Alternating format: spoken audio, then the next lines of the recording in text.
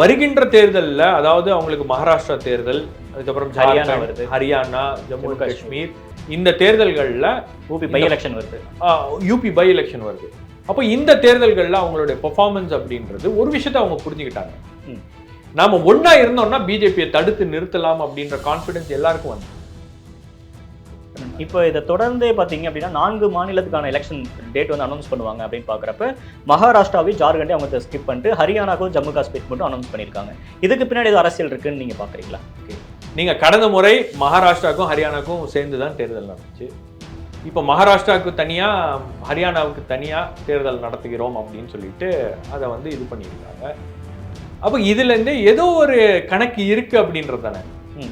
இப்போ நான் என்ன கேட்குறேன், உங்களுக்கு ஒரு 4 மாநிலங்களுக்கு கூட உங்களால் வந்து ஒரே நேரத்தில் தேர்தல் நடத்த முடியலன்னா அப்போ ஒன் இந்தியா ஒன் எலெக்ஷன் இவங்க தானே பேசிட்டு இருந்தாங்க. எதிர்கட்சிகள் எல்லாம் கூப்பிட்டு உங்களுடைய கருத்துக்களை சொல்லுங்க, அரசியல் கட்சிகள் எல்லாம் கூப்பிட்டு உங்களுடைய கருத்துக்களை சொல்லுங்க அப்படின்லாம் யார் அதை நடத்த போறா? எலெக்ஷன் கமிஷன் தான் நடத்தும். நீங்க 4 மாநிலத்துக்கே உங்களால ஒன்னா தேர்தல் நடத்த முடியல, நீங்க வந்து ஒன் இந்தியா ஒன் எலெக்ஷன் நடத்த போறீங்களா?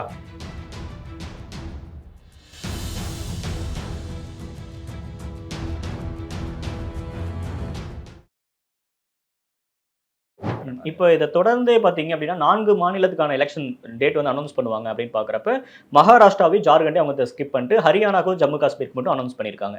இதுக்கு பின்னாடி ஏதோ அரசியல் இருக்குன்னு நீங்கள் பார்க்குறீங்களா? சரி, தேர்தல் கமிஷன் என்ற ஒரு அமைப்பு தன்னுடைய நம்பகத்தன்மையை இழந்து பல ஆண்டுகள் ஆயிடுச்சு. தேர்தல் கமிஷன் என்ற ஒரு அமைப்பு நியாயமான முறையிலும் நேர்மையான முறையிலும் தேர்தலை நடத்துவதற்கு அவங்க உறுதுணையாக இருக்கிறார்களா அப்படின்னா அதுவே ஒரு மிகப்பெரிய கேள்வி. ஏன்னா 2024 தேர்தலை பொறுத்த வரைக்கும் நீங்கள் 7 கட்டமாக அந்த தேர்தலை நடத்த வேண்டிய அவசியமே கிடையாது.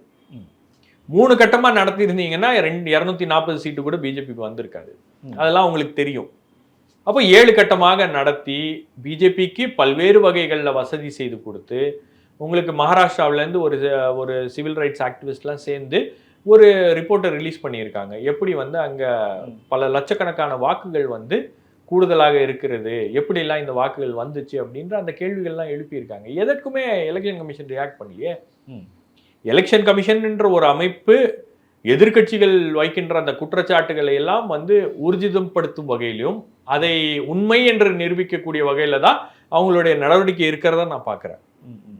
இப்போ இந்த எலெக்ஷனுக்கு பின்னாடி இப்போ எக்ஸாம்பிள் மகாராஷ்டிராவில் தேர்தல் நடந்துருச்சு அப்படின்னா இப்போ அங்கே கூட்டணிக்குள்ளேயே பிரச்சனைகள் போயிட்டு இருக்கு. சரத்பவார் பவார் பிரச்சனை, அதாங்க சிண்டே பாஜகவுக்கு எங்கெங்கெல்லாம் வந்து கொஞ்சம் பின்னடைவு இருக்கிறதோ கொஞ்சம் டைம் கொடுத்துருக்காங்க.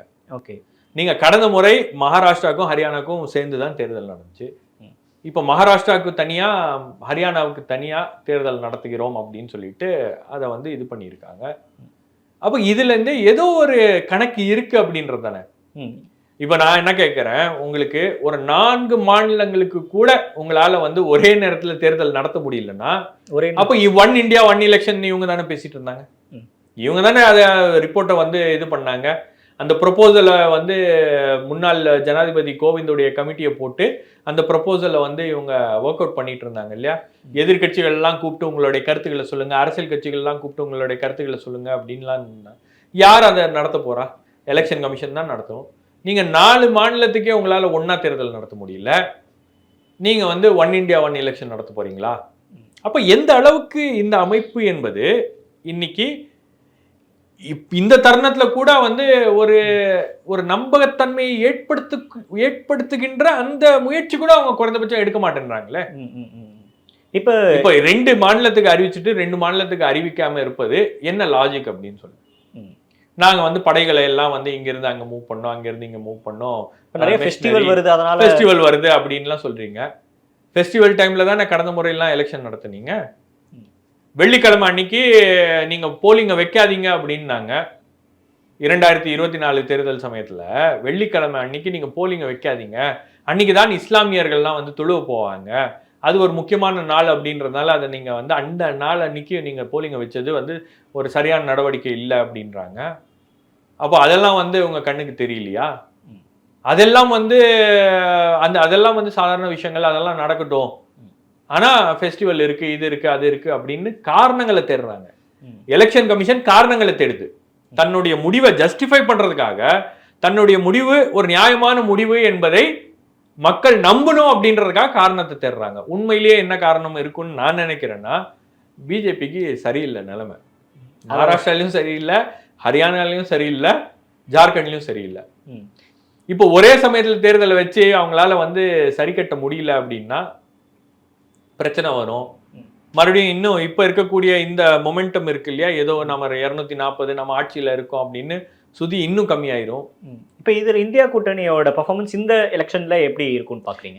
எனக்கு என்ன பொறுத்த வரைக்கும் உங்களுக்கு மகாராஷ்டிரா களம் என்பது இன்னைக்கு இந்தியா கூட்டணிக்கு ஆதரவாக இருக்கிறது, மகா விகாஸ் அகாடிக்கு ஆதரவாக இருக்கிறது. அந்த மகா யுத்தி அப்படின்ற அந்த அலையன்ஸுக்குள்ள ஏகப்பட்ட பிரச்சனைகள், ஏகப்பட்ட குளறுபடிகள்.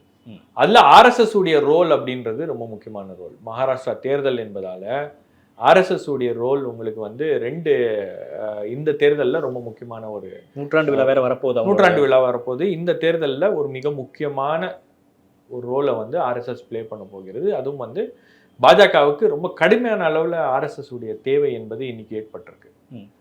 JP நட்டா வேணா 2024 தேர்தல் நடக்கும்போது சொல்லியிருக்கலாம், எங்களுக்கு RSS தேவையில்லை, நாங்கள் RSS தாண்டி வளர்ந்து விட்டோம் அப்படின்லாம் அவர் பேசியிருக்கலாம். இதெல்லாம் வந்து RSS மிகவும் கோவப்படுத்தி இருக்கிறது. அதனால இந்த தேர்தலில் RSS வந்து நமக்கு வேலை செய்யாமல் போயிட்டாங்கன்னா நமக்கு ஒரு பெரிய பிரச்சனை வரும். அப்போ அதற்கு நாம் என்ன செய்ய வேண்டும்? அதற்கு அரசாங்க பொறுப்புகளில் RSS சேர்ந்தவர்கள் இருக்கலாம். அதுக்கு ஒரு தடை இருந்துச்சு, அந்த தடையை நீக்கிட்டோம். RSS சொல்லக்கூடிய தலைவரை பாஜகவுக்கு நியமிக்கலாம். அதற்கான கூட்டங்களும் ஒரு பக்கம் நடந்துட்டு இருக்கு. RSS மணிப்பூரை பத்தி பேசுதா, உள்துறை அமைச்சர் அமித்ஷா எல்லாரையும் கூப்பிட்டு மீட்டிங் நடத்தி RSS எப்படி கூல் டவுன் பண்ண முடியுமோ அதுக்கான முயற்சிகளை செய்யறாரு. இன்னொரு பக்கம் உங்களுக்கு RSS வந்து நமக்கு கை கொடுக்காம போயிருச்சுன்னா நமக்கு தேர்தல் ரீதியாக பெரிய சிக்கல் வரும் அப்படின்னும் போது RSS குஷிப்படுத்துறதுக்காக ஒரு ஹிந்துத்துவ அஜெண்டாவை இன்னும் வந்து நாம வந்து தீவிரமாக அந்த விஷயங்கள்ல நாங்க இருக்கிறோம் அப்படின்றத காட்டிக்கொள்ள வேண்டும்.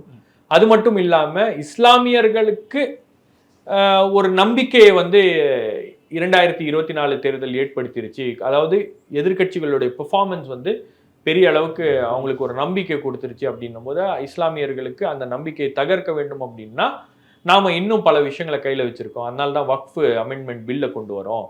இனி வக்ஃப் போர்டெல்லாம் வந்து நினைச்ச மாதிரி அவங்க வந்து இது வக்ஃப் நிலம் அப்படின்லாம் வந்து கிளைம் பண்ண முடியாது. ட்ரைபியூனல் வந்து செய்கிற விஷயங்கள்லாம் இறுதியானது கிடையாது. வக்ஃப் போர்டு அப்படின்ற அமைப்பையே வந்து நாங்கள் வந்து உள்ளிருந்து போய் மாற்ற முயற்சி செய்கிறோம் அப்படின்ற இந்த விஷயங்கள்லாம் வந்து ரொம்ப தீவிரமாக இவர் செய்வது ஹிந்துத்துவா ஓட் பேங்க்கு மீட்டெடுக்கிறது. அந்த வேலைகள்ல தான் இப்போ பிஜேபி வந்து இது பண்றாங்க. இதெல்லாம் வந்து RSS வந்து கொஞ்சம் ஆசுவாசப்படுத்தும், கொஞ்சம் அவங்களுடைய கோவத்தை எல்லாம் கொஞ்சம் தணிக்கும் அப்படின்னு பாஜக நினைக்கிறாங்க. பட் RSS இன்னும் அதை பற்றி எல்லாம் வந்து பெரிய அளவுக்கு அவங்க இது பண்ணல. அவங்களுக்கு நரேந்திர மோடியோட ஆட்டிடியூடோட சீரியஸான பிரச்சனை இருக்கு. நரேந்திர மோடி தன்னை கடவுளுடைய ஒரு அவதாரம் அப்படின்லாம் வந்து மோகன் பகவத் விரும்பல. நீங்க எப்படி பேசலாம்? நீங்க நான் அவ்வளவு பெரிய ஆளா அப்படின்ற அளவுக்கு வெளிப்படையாக அவங்க வந்து பேச ஆரம்பிச்சிட்டாங்க. அப்போ அந்த இடத்துல இருந்து நீங்க பாத்தீங்கன்னா உங்களுக்கு RSS என்ற ஒரு அமைப்பு, அந்த அமைப்புடைய வேலைகள்லாம் வந்து பாஜகவுக்கு ஆதரவான ஒரு சூழலை களத்துல போய் ஏற்படுத்துவது. இப்ப பிஜேபி எலெக்ஷன் நடத்தாம அதை காலதாமதம் ஏற்படுத்துறதும் இதுக்கான ஒரு பின்னாடி RSS இருக்கதா பாக்குறீங்களா? கண்டிப்பா RSS ஓட மீட்டிங் நடக்குதுங்க. 2-3 மீட்டிங் நடந்து முடிஞ்சிருச்சு. RSS சொல்லக்கூடிய ஒரு நபரை நீங்க வந்து தலைவராக நியமிக்க வேண்டும் அப்படின்றது அவங்க வந்து டிமாண்ட். அது இவங்களுக்கு சரியா வரல. ஏன்னா அந்த மாதிரி ஒரு ஆள் யாராச்சும் வந்து உட்கார்ந்து அங்க வந்து பிஜேபியை வந்து தொந்தரவு பண்ண ஆரம்பிச்சான்னு பிஜேபி கட்சியை வந்து இன்னைக்கு ஃபுல் அண்ட் ஃபுல் அது யாருடைய கண்ட்ரோல்ல இருக்கு அப்படின்றது தெரியும். JP நட்டா தலைவர் தான், ஆனா அவரு கட்சியை கண்ட்ரோல் பண்றாரா அப்படின்னா இல்ல, எல்லாரும் சிரிச்சிருவாங்க கட்சியில இருக்கிறவங்கள. இன்னைக்கு அந்த கட்சியை கண்ட்ரோல் பண்றது 2 பேர் தான், ஒன்னு நரேந்திர மோடி, இன்னொன்னு அமித்ஷா. அப்போ அந்த இயக்கத்தை இவங்க 2 பேருடைய அந்த கண்ட்ரோலையும் வந்து RSS குறைக்கணும் அப்படின்னு நினைக்கிறாங்க. அதை பண்ண ஆரம்பிச்சாங்கன்னா இவங்களால வந்து இந்த கவர்மெண்ட்டை வந்து இன்னும் ஒரு 5 வருஷத்துக்கு இவங்களால இந்த கவர்மெண்ட் சுமூகமாக ரன் பண்ண முடியுமா அப்படின்ட்டு கேள்வி இருக்கு. பல விஷயங்கள், பல குழப்பங்கள் வரும். அதெல்லாம் விட்டு கொடுக்க அவங்களுக்கு மனசு இல்லை. அதனால தான் வந்து உங்களுக்கு மகாராஷ்டிரா தேர்தல் களம் இப்படியே இந்த நேரத்துல நம்ம போனோம்னா நமக்கு செட்பேக்கா இருக்கும், நமக்கு ஒரு பின்னடைவாக இருக்கும் அப்படின்றது பிஜேபியுடைய எண்ணம். அந்த எண்ணத்தை தேர்தல் ஆணையம் நிறைவேற்றி வைக்கிறது அப்படின்னு தான் சந்தேகப்படுத்தும். ஓவராலா பாக்குறப்ப இந்தியா கூட்டணியோட பர்ஃபார்மன்ஸும் குறிப்பா ராகுல் காந்தி எதிர்க்கட்சி தலைவரா ரொம்ப எப்படி செயல்படுறாரு அப்படின்ற விஷயத்தையுமே குறிப்பிட்டு நிறைய விஷயங்கள் பகிர்ந்துக்கிட்டீங்க. நேரம் கொடுத்தமைக்கு நன்றி. தேங்க்யூ.